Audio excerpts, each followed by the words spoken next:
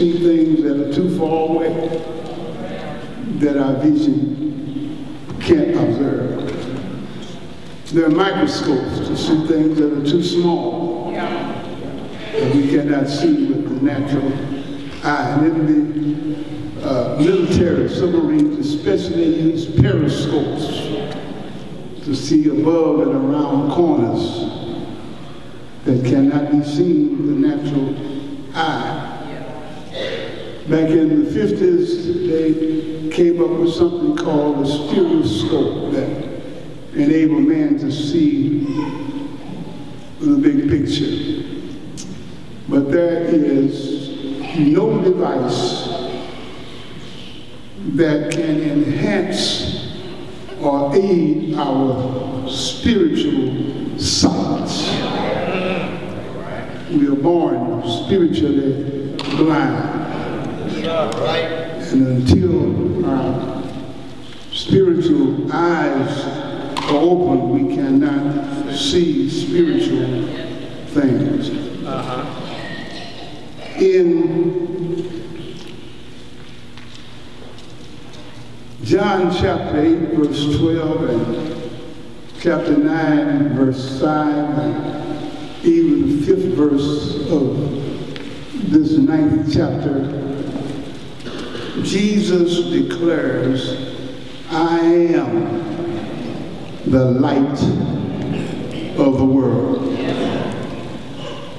And in this 9th chapter, the entire chapter is devoted to his making known in a real way the fact that he is the light of the world.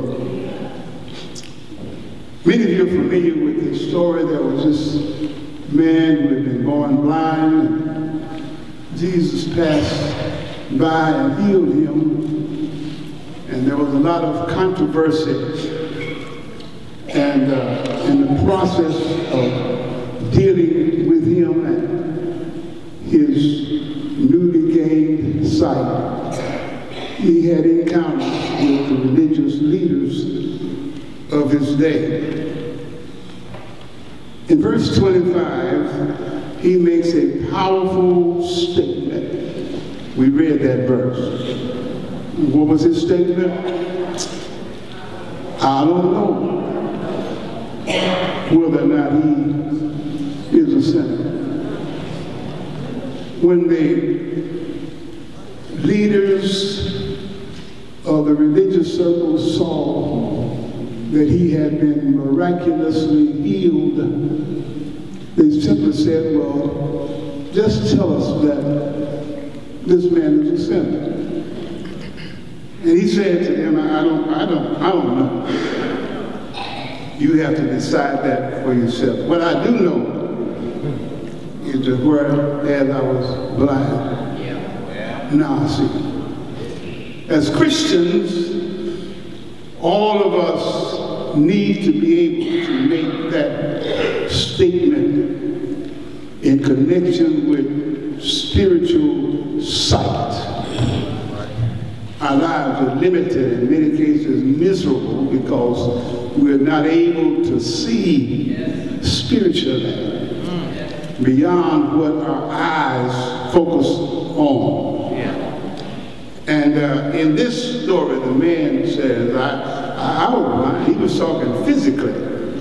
But we discover as we read the story that he was also blind spiritually. Like the old hymn of the church says, I once was lost, but now I'm found. Was blind, but now I see. Now, he does say something else, however, in verse 31, and we need to be careful about all of the stuff we read, even in the Bible.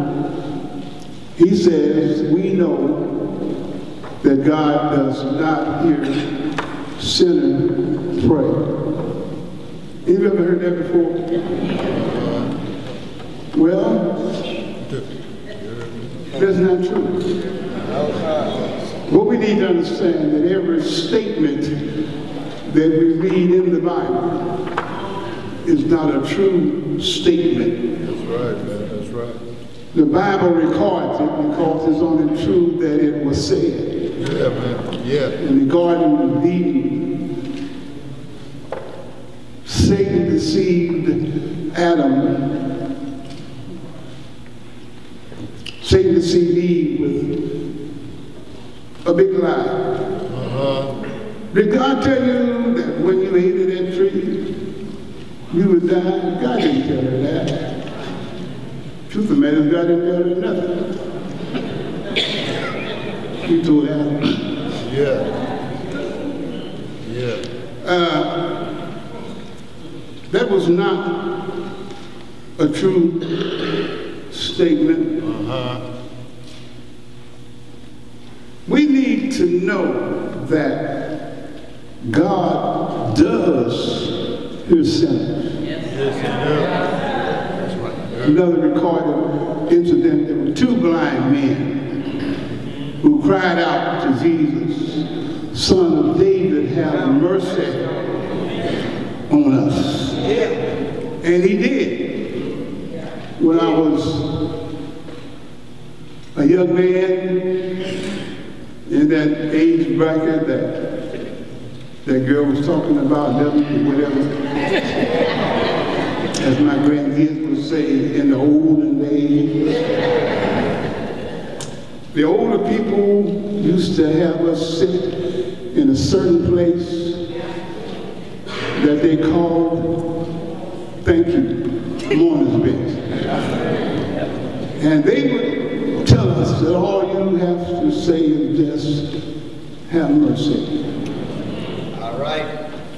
When that thief was dying on the cross, he said, Jesus, when you come in to your kingdom, remember me a sinner. And Jesus responded by saying, this very day, you shall be with me in paradise. Right. Ain't you glad that he hears sinners? If he did not hear sinners, we would not be here today.